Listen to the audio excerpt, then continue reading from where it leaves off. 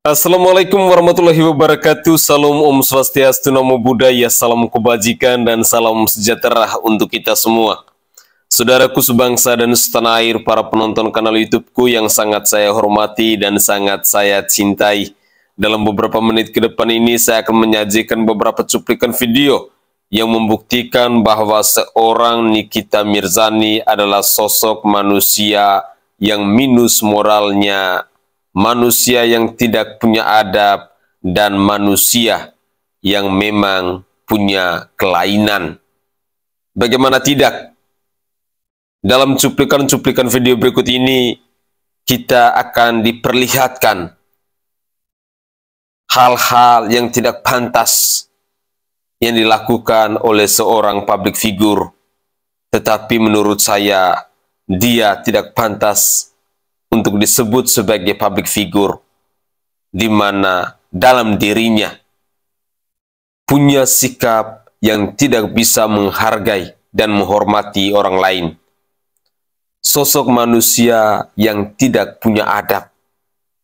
Sehingga sekali lagi, sosok manusia yang bernama Nikita Mirzani ini layak disebut sebagai wanita rongsokan, atau mungkin seperti julukan lain yang kita ketahui bersama-sama dari netizen adalah cewek.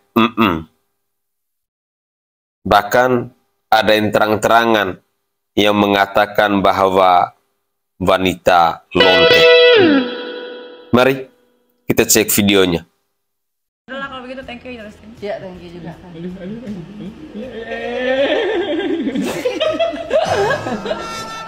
Ya, thank you ya Kak Diki. Aduh, Sukses terus buat Dustin. Ini ngapain? Sorry. Oh, maksudnya memeluk nih. Iya, memeluk, nggak tahu dia dilepas ya kan. Iya. Udah. Tapi jangan. Lihat. Ayo pulang. Saya kan Ayo pulang. kan gini kan tadi. Iya, ayo. Itu, wah. Kan gini. Ya, Emang harus pada saat di belakang mau dilepas gitu ya? Oh, udah. Ini kita nih, saya masih nggak tahu pergerakannya harus kayak gimana. Iya, benar. Pokoknya sukses terus buat Dustin. Iya, Ya. terus juga untuk Yang penting Dustin Ini gara-gara Peggy nih. Gua Peggy Setiawan si kuli bangunan yang gak ada adabnya nih. Gara-gara masalah gue bilang Peggy Setiawan kagak punya adab. Rame. Kalau gue bilang dia kuli bangunan, emang dia kuli bangunan. Jadi saya membayangkan seandainya saya adalah Nikita Mirzani gitu ya, termasuk orang kaya, punya duit, ya enggak sih?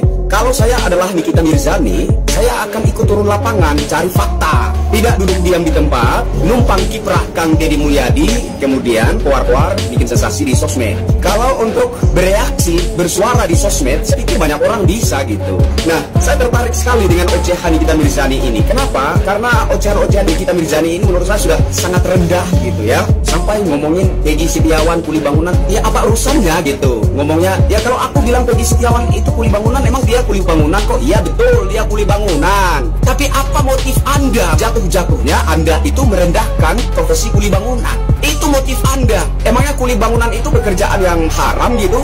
Kuli bangunan itu pekerjaan mulia, Bu. Rumah Anda pun dikejakan oleh kuli bangunan. Oke, rumah Anda yang gede itu salah satu gambaran kekayaan Anda gitu, harta Anda itu dikerjakan oleh kuli bangunan. Jadi kuli bangunan bukan pekerjaan yang rendah. Kuli bangunan itu bukan pekerjaan yang haram. Itu pekerjaan halal, mulia. Memang Peggy Setiawan adalah kuli bangunan. Tapi yang dipersoalkan di sini adalah apa motif Anda mungkin soal pekerjaan Peggy Setiawan. Jatuh-jatuhnya Anda merendahkan bahkan menghina profesi kuli bangunan. Dan itu yang kita persoalkan. Soal mau jadi artis, emang cuma Anda doang yang bisa jadi artis? Di video sebelumnya sudah saya katakan, mau jadi artis kek, mau jadi apa kek, itu semua tergantung yang di atas. Tuhan yang menggariskan jalan hidup manusia. Lalu apa urusan Anda? Ngoceh-ngoceh, Peggy, emang Anda artis? Emang Anda artis? Begini, Mbak Niki, Peggy Setiawan adalah korban drama penegakan hukum. Dan saat ini ada banyak orang yang terdorong dari rasa kemanusiaan, lalu dengan tulus ikhlas memberi pendampingan hukum terhadap Peggy Setiawan. Jadi Peggy Setiawan hari ini berada di bawah kendali atau kuasa para pendamping hukum. Jadi segala kegiatan Peggy Setiawan itu berada di bawah kuasa tim pendamping hukumnya. Dia tidak boleh melakukan suatu kegiatan keluar rumah, bepergian kemana-mana, bepergian sana sini di luar sepengetahuan tim kuasa hukumnya, tim pendamping hukumnya. Jadi masuk akal sekali alasan yang diutarakan oleh Peggy Setiawan. Saya ikutin arahan dari tim kuasa hukum, masuk akal. Memang dirinya hari-hari ini berada di bawah kuasa tim pendamping hukumnya. Bukan berarti Peggy Setiawan tidak punya rasa terima kasih terhadap Kang Deddy Mulyadi yang belakangan gencar melakukan kegiatan pencarian fakta, speak up tentang para korban drama penegakan hukum. Bukan berarti Peggy Setiawan tidak menghargai, tidak menghormati itu. Saya rasa Kang Deddy Mulyadi juga bisa memahami kondisi Peggy Setiawan hari ini berada di bawah kuasa para pendamping hukumnya. Kang Deddy Mulyadi juga bisa memahami itu. Kemudian kalau kita lihat dari sisi yang lain, Peggy Setiawan hari-hari ini berada dalam suatu situasi yang katakanlah horor gitu ya. Apakah Anda bisa menjamin bahwa Peggy Setiawan itu tidak mendapat semacam tekanan? Apakah Anda bisa menjamin bahwa Peggy Setiawan itu tidak mendapat teror? Apakah Anda bisa menjamin bahwa Peggy Setiawan tidak mendapat ancaman? Mbak Nikita Mirzani, saya beberapa kali turun lapangan untuk mengawal kasus-kasus seperti ini. Kasus-kasus yang menurut saya diwarnai oleh drama, rekayasa. Dan kenyataan bahwa sering kita dibuntutin oleh orang-orang tak dikenal, itu realita. Kita nggak menuduh siapa-siapa, tapi fakta bahwa ketika kita turun lapangan mencari fakta, melakukan kegiatan-kegiatan guna mengungkap kebenaran faktual terkait suatu kasus, kita itu dibuntutin oleh orang tak dikenal. Itu realita. Dan Peggy Setiawan juga menurut saya dalam hari-harinya belakangan itu ada teror-teror semacam itu. Begitu juga dengan Kang Deddy Mulyadi. Bukan karena Kang Deddy Mulyadi adalah seorang anggota DPR kemudian dia akan luput bebas dari teror. Jangan salah, Kang Deddy Mulyadi juga saya yakin mengalami itu. Diikutin, dibuntutin oleh orang-orang tak dikenal, diintip, diincar. Pasti juga ada teror, tapi saya yakin Kang Deddy Mulyadi dewasa, ya kan? Seorang anggota DPR yang berkelas, nggak mungkinlah hal-hal receh seperti itu diungkap ke publik, diutarakan ke publik. Begitu. Jadi siapa yang bisa menjamin bahwa Peggy Setiawan hari-hari ini tidak diteror, tidak ditekan, tidak diintimidasi, tidak diancam-ancam, entah itu dari pihak mana? Jadi, kalau Peggy Setiawan itu bebas keluyuran kemana-mana, mau berjumpa dengan ini itu siapapun, siapa yang bisa menjamin keselamatan Peggy Setiawan? Dan saya sangat yakin Kang Deddy Mulyadi juga memahami itu. Lah, Nikita Mirzani apa urusannya? Apa urusan Anda? Sehari bisa berapa kali? Sehari bisa berapa kali? Ya 2 atau 3 dulu ya sebelum Dulu, punya kalau anak. sekarang? Sebelum punya anak. Udah bosan sama bini lo? Bukan, setelah punya anak kan ketika udah oke udah ngaceng dan pelap ya. Nah, katanya nggak jadi. Jadi seminggu dong. berapa kali? Seminggu ya kalau ditanya berapa kali nggak tentu. Tapi ya minimal ya 5-7 kali lah. Dalam seminggu? Iya, minimal. Berarti udah mulai menurun tuh. Iya menurun, karena kan tiba-tiba kalau lagi itu kan lihat jam tidur anak nih, lagi jam tidur siang, doi lagi masak di dapur, sikat. Oh gitu, bisa sambil goreng. Lagi masak, Ya. Awalnya kan apa sih nah gitu. Gue mau deh. Langsung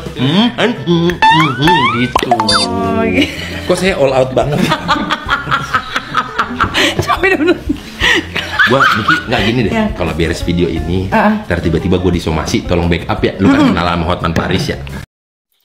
Oke guys, itu adalah cuplikan video di season pertama. Jadi dalam cuplikan video di season pertama ini, seorang Nikita Mirzani dikasih pemahaman oleh seorang rakyat jelata yang bernama Kristianto Yenoni. Jujur, apa yang disampaikan oleh Kristianto Yenoni memang mudah kita mengerti dan bisa mengedukasi kita semua bahwa jangan pernah kita merendahkan orang lain. Karena hidupnya kita sebagai manusia ini saling berdampingan. Engkau yang kaya membutuhkan orang yang miskin. Engkau yang punya harta tentu membutuhkan orang-orang yang tidak punya harta. Jadi jangan pernah merasa diri paling hebat, paling berkuasa, sehingga dengan seenak jidat dan semanis udahnya kita mengeluarkan kata-kata untuk menghina dan merendahkan orang lain. Hal-hal yang kita dengar dalam cuplikan video di season pertama ini mau menunjukkan kepada kita semua bahwa sebenarnya sosok manusia yang tidak punya adab, yang tidak punya moral itu adalah Nikita Mirzani, bukan Peggy Setiawan. Sehingga apa yang dikatakan oleh Nikita Mirzani itu sebenarnya dia sedang berbicara untuk dirinya sendiri, bukan untuk Peggy Setiawan. Tetapi begitulah manusia-manusia yang minus moralnya, manusia-manusia yang merasa diri paling hebat, manusia-manusia yang selalu mengedepankan rasa egonya, sehingga dia lupa bahwa sesungguhnya Peggy Setiawan itu jauh lebih sempurna bila dibandingkan dengan seorang Nikita Mirzani.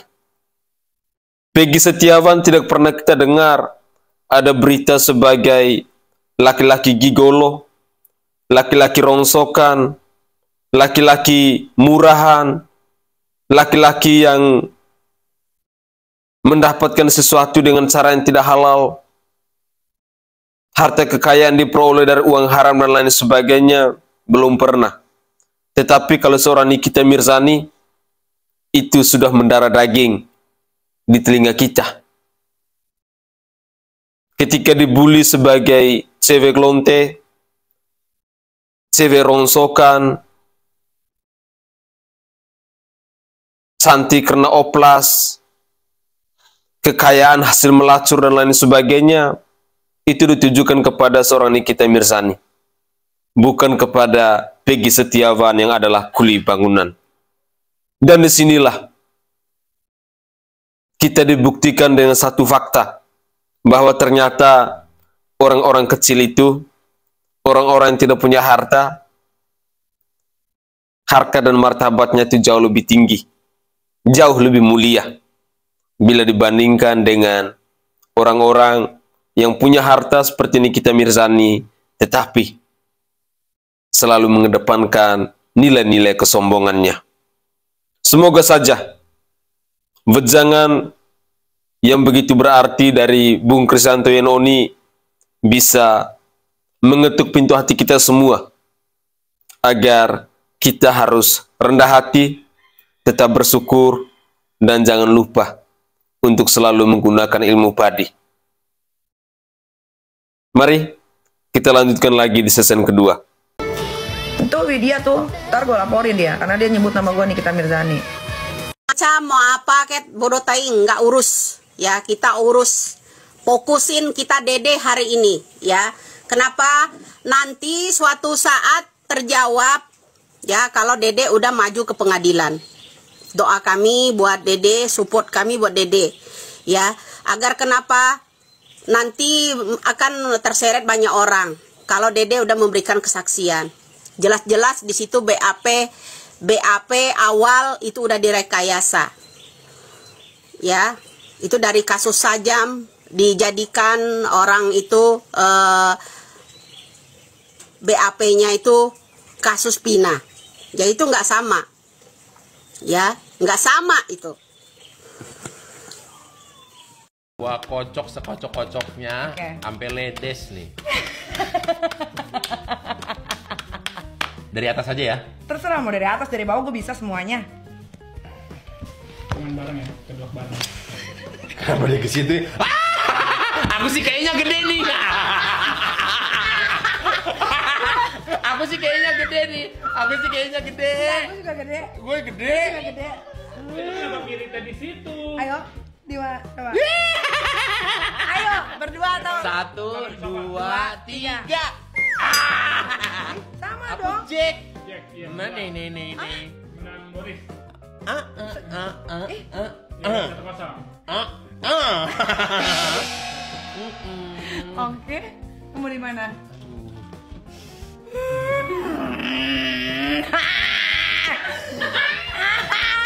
Sebagai pembukaan ya kan? Iya. Tangannya gini. Nah. Assalamualaikum warahmatullahi wabarakatuh. Mungkin teman-teman udah banyak yang tahu dan bahkan ini rame ya.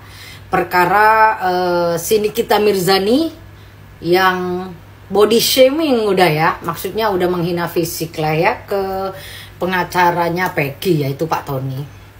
Kepada Mbak Nikita Mirzani yang terhormat, saya kemarin-kemarin tuh udah suka bener loh sama Nikita ini ya, karena banyak ngebantu orang-orang, termasuk istri polisi, ibu siapa itu ya, sering buat konten atau duet live sama dia ya. Cuman sangat disayangkan ya, ketika Mbak Nikita Mirzani saat ini, yang dimana kemarin-kemarin udah banyak dikagumi oleh orang-orang karena sikap kalemnya, lemah lembutnya ya, bahkan Lucinta Luna aja membela ya Nikita Mirzani ketika Nikita Mirzani ini oleh seorang psikiater ya, psikolog lah, bukan ya psikolog, oleh psikolog siapa itu yang viral waktu itu yang suka mengkritisi orang-orang itu ya, dihina gitu kan. Dia sudah Lucinta Luna itu membela Nikita Mirzani karena dia udah lemah lembut, kalem, akan tetapi ya semacam sekarang itu semacam kayak kesetelan pabrik gitu loh. Mohon maaf Mbak, bukan mau menertawakan ya. Semacam kembali ke setelan pabrik yang awalnya memang saya tahu Nikita Mirzani ini ya. Saya tahu dulu kasusnya ketika berpacaran dia sama siapa itu ya, yang kamu kok seperti hantu terus menghantui aku, yang gitu tuh loh ya. Nah waktu pacaran sama dia kan bentrok tuh ya, kisru ya, sampai luka-luka gitu kan. Nah dari situ kan dia akhirnya up gitu kan, banyak yang kenal dia. Cuman sangat disayangkan terkenalnya Mbak Nikita Mirzani ini emang kontroversi ya, suka ikut campur urusan orang lain, terus juga suka mengkritisi, kritisinya kalau baik oke, fine gitu loh, sebagai public figure ya kan. Sebagai public figure kalau kritisinya baik, bisa memberi arahan yang baik, good ya. Akan tetapi kritisinya itu seakan-akan keseringan menjatuhkan. Nah itu sangat disayangkan sekali. Sedangkan public figure ya, di mana-mana, apalagi kan punya pengikut ya, followers lah ya, otomatis yang dilihat oleh pengikutnya, bagi yang bisa mencerna ya, dia akan memilah-milih ya, memilah-memilih, yang baik diambil, yang jelek dibuang dari Mbak Nikita Mirzani sifatnya ya. Tapi jika orang itu udah mabok kepayang, followersnya ya, udah nggak bisa membedakan mana yang baik yang buruk, udah ditelan mentah-mentah. Ayolah Mbak Nikita Mirzani ya, kemarin saya salut banget sama Bu Rosida apa ya itu ya, aku lupa, pokoknya istri polisi itulah ya, dari NTT itu. Saya udah salut, kagum, wah Mbak Nikita udah berubah banget. Akan tetapi sangat disayangkan saat ini ya, apalagi udah body shaming. Ingat Mbak Nikita itu dulu sebelum operasi sana sini banyak kekurangannya loh. Saya tahu Mbak Nikita itu dari dulu loh, banyak kekurangannya. Kalau sekarang terlihat cantik, menarik, itu semuanya karena kan hasil dokter ya kan, hasil dokter, mohon maaf ya. Dan itu kan memang udah jadi konsumsi publik, kayak Mbak Nikita operasi hidung, filler bibir, kayak gitu kan ya. Pak Tony jika mau melakukan itu insya Allah bisa, saya yakin bisa. Akan tetapi mungkin di pikirannya orang-orang yang tidak melakukan operasi seperti Mbak Nikita Mirzani akhirnya terlihat cantik, mereka lebih mensyukuri apa yang Allah berikan ya, sehingga mereka tidak melakukan itu semua ya kan. Mudah-mudahan Mbak Nikita Mirzani dengan kecantikan yang dipunya untuk saat ini tidak gampang menghina orang lain, apalagi fisik. Oke, Assalamualaikum. Tahun berapa sih kita terakhir ketemu? Aduh, kapan itu ya? 2000 berapa? Iya, lo jadi sombong deh. Kenapa sih dibenerin mulu? Iya. Emang ada yang salah ya? Enggak, ini kan baru. Kayak gue kayak ngerasa murahan aja gitu. Masa baru gue kasih liat ke lu? Harusnya bukan ke saya ya. Ya namanya juga rezeki orang iya, culun. Ada sih, aja. Ica kali. Tipis aja. Ya, mau lihat. Ujung-ujungnya aja. Ujung-ujungnya. Ya ampun. Kenapa ada dua ya? Ya, lu ngapain sih nyari gue? Ah? Ya, gue lagi liburan juga. Iya, gue nyari lu tuh karena hanya lu solusi gua. Orang kaya bergelimang harta tanpa tedeng aling-aling. Tuh kan, oke, benerin ini lagi. gak bisa diajak kompromi loh ini. Lama-lama buat tarik juga nih ke bawah nih. Lu sih. Mancing-mancing mulu. Lu mau narik? Hah? Tapi bayar. Berapa? Ada yang teriak-teriak menagih janji sang pembuat sayembara ialah Nikita Mirzani. Karena Nikita Mirzani sudah menjanjikan bagi siapa yang bisa menemukan sosok aib ini akan diberikan uang 500 juta. Akhirnya muncullah pemenangnya ialah Fitra.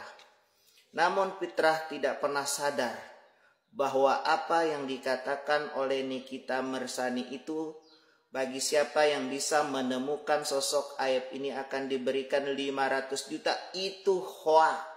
Itu tidak benar. Itu hanyalah sebuah jebakan-jebakan saja agar sosok aib ini dimunculkan. Akhirnya benar, sosok aib ini dimunculkan oleh sosok Fitra ini. Berarti Nikita Mirzani ini lebih pintar dan lebih jenius daripada sosok Fitra ini. Mantap buat Nikita Mirzani.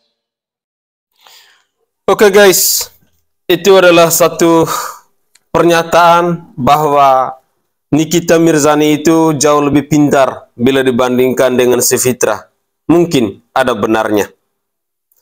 Dari cuplikan-cuplikan video ini, saya berharap bahwa kita netizen Indonesia jadinya sudah paham siapa itu Nikita Mirzani. Kelakuannya, adabnya, etikanya, tutur katanya, dan lain sebagainya. Jadi, saya berharap ke depan kita mungkin bisa lakukan dengan cara kita masing-masing. Bahwa sosok-sosok manusia yang seperti ini, apa gunanya? Kita support. Yang tidak bisa untuk mengedukasikan orang lain. Yang dia tunjukkan kepada kita adalah minusnya moral, adalah kebejatan, adalah hal-hal yang tidak pantas untuk diedukasikan di ruang publik. Itu adalah sikap yang ditunjukkan oleh seorang Nikita Mirzani. Tinggal sekarang bagaimana sikap kebijaksanaan yang datang dari kita sebagai netizen. Kita tentunya akan memilah-milih mana yang pantas untuk ditonton dan mana yang tidak pantas untuk ditonton. Mana yang pantas saya follow dan mana yang tidak pantas untuk saya unfollow. Karena pastinya kita yang aktif di media sosial ini tentu punya hal-hal positif yang ingin kita cari. Contohnya seperti saya mungkin mengikuti perkembangan atau isu-isu yang disampaikan oleh 2045 TV misalnya. Tentu saya merasa bahwa ada poin-poin positif yang saya dapat dari sana. Tetapi kalau memang hal-hal negatif saja yang saya peroleh, ngapain saya ikut? Sehingga dengan demikian sama halnya dengan Nikita Mirzani. Tergantung dari kebijaksanaan kita, tergantung dari kita bagaimana kita mau dewasa dalam bermedia sosial. Kalau kita tidak bijak, ya pada akhirnya kita pasti terjerumus seperti Nikita Mirzani itu. Tetapi kalau kita bijak, kita lebih dewasa, pastinya ada hal-hal positif yang bisa kita petik dalam kehidupan kita dari berbagai macam cerita tentang seorang Nikita Mirzani. Bahwa yang buruk, yang busuk, yang bejat patut kita jauhkan, tetapi yang baik, yang positif, itu yang bisa kita ambil, karena itu adalah poin-poin penting dalam kehidupan kita, di mana kita akan dipertemukan dengan orang lain di dunia ini. Mungkin itu saja komentar singkat dari saya. Saya berharap agar cuplikan-cuplikan video ini bisa menambah informasi baru, sekaligus bisa mengedukasi kita untuk bisa membedakan mana yang baik dan mana yang bejat. Itulah kehidupan yang harus kita jalani di dunia ini. Saya Sainai dari Provinsi Nusa Tenggara Timur. Saatnya kita yang rakyat jelata harus berani untuk bersuara. Salam hormat, salam NKRI, dan salam Pancasila untuk kita semua.